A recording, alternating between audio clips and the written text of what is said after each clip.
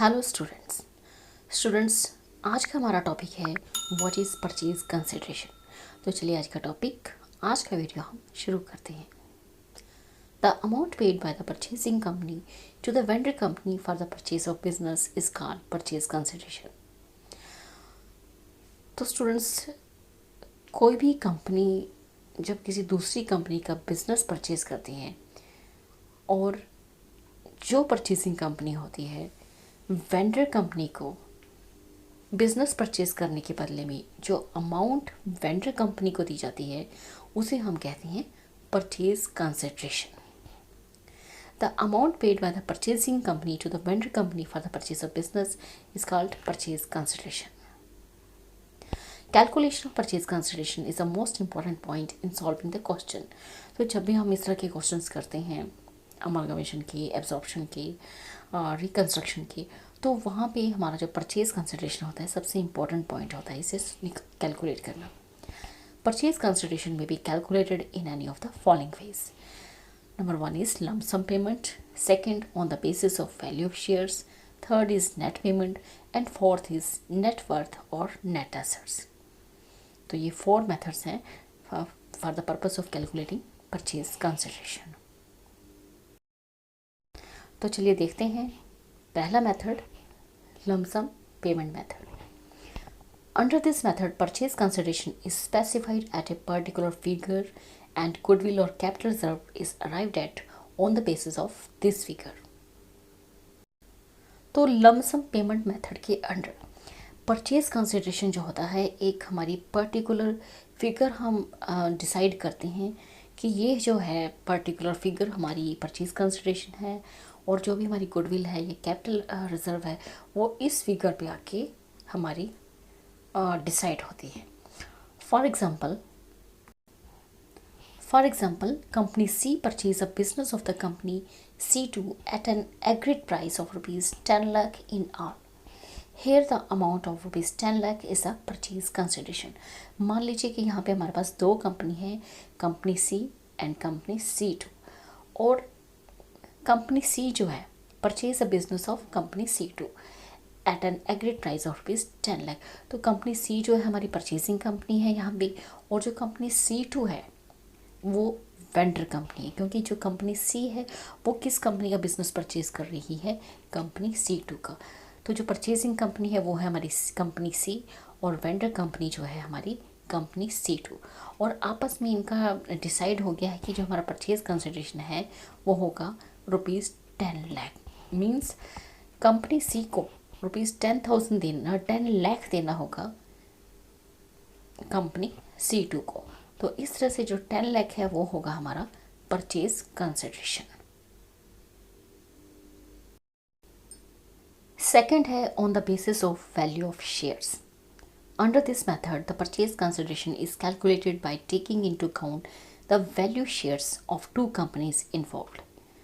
तो second method जो है हमारा on the basis of value of shares, इस मेथड के अंदर जो भी हमारी शेयर्स की वैल्यू होती है उसके बेसिस पे हम परचेज कंसिडरेशन कैलकुलेट करते हैं। For example there are 2 companies C1 and C2 having share capitals of ₹10 lakh and 5 lakh respectively. In brackets nominal value ₹10 per share. तो सपोज कीजिए, मान लीजिए यहाँ पे 2 कंपनीज हैं C1 एंड C2, और C1 जो कंपनी है उसकी शेयर कैपिटल है ₹10 lakh और कंपनी C2 की शेयर कैपिटल है ₹5 lakh, और दोनों के ही जो शेयर्स हैं उनकी जो वैल्यू है वो है ₹10 पर शेयर। तो अगर ₹10 पर शेयर है तो इसका मतलब ये है कि जो कंपनी C1 है उसकी जो शेयर कैपिटल है, टोटल नंबर ऑफ शेयर्स हैं उसके 10 lakh divided by ₹10 per share, it means तो C1 के पास जो शेयर्स हैं उसे हम किस तरह से कैलकुलेट करेंगे, 10 lakh divided by ₹10 per share. तो C1 के जो नंबर ऑफ शेयर्स हैं वो आ जाएंगे आपके पास 1 लाख। उसी तरह से हम C2 के पास कितने नंबर ऑफ शेयर्स हैं वो किस तरह से कैलकुलेट करेंगे, C2 5 lakh divided by ₹10 per share, तो इसके पास आ जाएंगे 50,000 शेयर्स।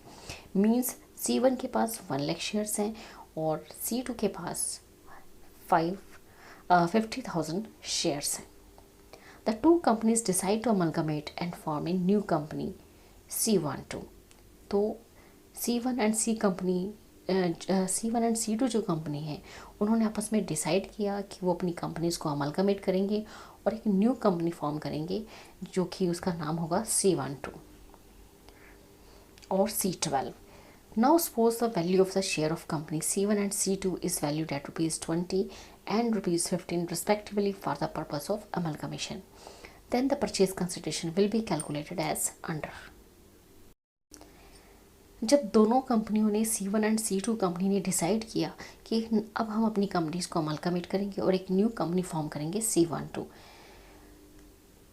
ड्यूरिंग अमलगमेशन जो share value of share of company C1 and C2, C1 की जो शेयर थी उनकी जो वैल्यू कैलकुलेट हुई वो बनी ₹20 पर शेयर। उसी तरह से C2 जो कंपनी है उसकी जो वैल्यू ऑफ शेयर्स वैल्यूड हुई वो हुई ₹15 respectively for the purpose of amalgamation. तो जब हमने कंपनीज को अमलगमेट किया तो C1 कंपनी के जो शेयर्स की वैल्यू निकली वो निकली ₹20 और उसी तरह से C2 कंपनी की अमलगमेशन के बाद जो वैल्यू ऑफ शेयर्स थे वो हो गए ₹15 पर शेयर। तो अब हम किस तरह से परचेज कंसिडरेशन कैलकुलेट करेंगे, फार्मूला आप सामने देखिए। Purchase consideration number of shares multiply value of shares for the purpose of amalgamation.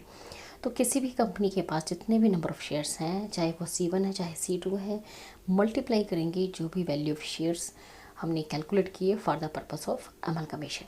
तो यहाँ पे हम C1 कंपनी का परचेज कंसिडरेशन कैलकुलेट करते हैं। Purchase consideration of company C1 is equal to, तो C1 कंपनी के जो नंबर ऑफ शेयर्स थे वो थे 1 लाख मल्टीप्लाई ₹20। तो ये आपके पास आ जाएंगे ₹20 lakh purchase consideration of company C1। उसी तरह से हम purchase consideration company C2 calculate करेंगे। C2 जो कंपनी है उसके जो नंबर ऑफ शेयर्स थे, टोटल नंबर ऑफ शेयर्स वो थे 50,000। 50,000 हमने किस तरह से कैलकुलेट किया, 5 lakh divided by ₹10 per share. तो ये 50,000 बना, मल्टीप्लाई किया हमने value of shares of company C2 और C2 की जो वैल्यू ऑफ शेयर्स थी वो थी ₹15। तो 50,000 मल्टीप्लाई ₹15 ₹7,50,000 ये हमारा परचेज कंसिडरेशन निकला कंपनी C2 का। Treatment of fraction shares. Sometimes due to certain ratio in which shares are to be given by the purchasing company to the vendor company, it is not possible to find the whole number of shares. In the absence of agreement to the contrary, the fraction of shares so arrived at is always paid in cash. The calculation of value of fractional share is based on the market value of shares. Next है third net payment method. Under this method, purchase consideration is arrived at by merely adding every component of purchase consideration in respect of which the purchasing company makes payment. तो net payment method के under purchase consideration जो होता है वो हम किस तरह से कैलकुलेट करते हैं। इसमें हम हर एक कंपोनेंट जो भी हमारा परचेज कंसिडरेशन की रिगार्डिंग होता है उसके द्वारा पेमेंट करते हैं। Since it is usual practice to pay purchase price partly in the form of shares, partly in the form of debentures, partly in the form of cash, the sum total of these will be the purchase consideration. तो इस method के under जो भी हमारा purchase consideration बनता है उसे हम फॉर्म करते हैं डिफरेंट वे से। जो भी परचेज कंसिडरेशन होगा उसे हम in the form of cash भी पे करेंगे। कुछ जो पोर्शन होगा परचेज कंसिडरेशन का उसे हम पे करेंगे in the form of debentures. कुछ पार्ट जो हमारा परचेज कंसिडरेशन का होगा उसे हम पे करेंगे in the form of cash. तो इसी तरह से जो भी हमारा टोटल होगा in the form of shares, debentures और कैश, तो ये सारा टोटल मिला के बनता है हमारा परचेज कंसिडरेशन। नेक्स्ट है फोर्थ नेटवर्थ और net assets method. Under the net worth method, purchase price will be the difference between the value of assets taken over and the liabilities assumed, or net worth is equal to assets taken over in brackets at agreed value minus liabilities assumed in brackets at agreed value. तो students under net worth और net assets methods के under जो हमारा purchase consideration होता है या purchase price होता है उसे हम कैलकुलेट करते हैं। Net worth is equal to जो भी एसेट्स टेकन ओवर हुई है उनकी एग्रीड वैल्यू माइनस जो भी लाइबिलिटीज अज्यूम की गई हैं at agreed value. Assets taken over minus liabilities assumed करके जो भी हमारी फिगर निकलती है वो होगा हमारा परचेज प्राइस और purchase consideration. The following points should be kept in mind while calculating the amount of purchase consideration.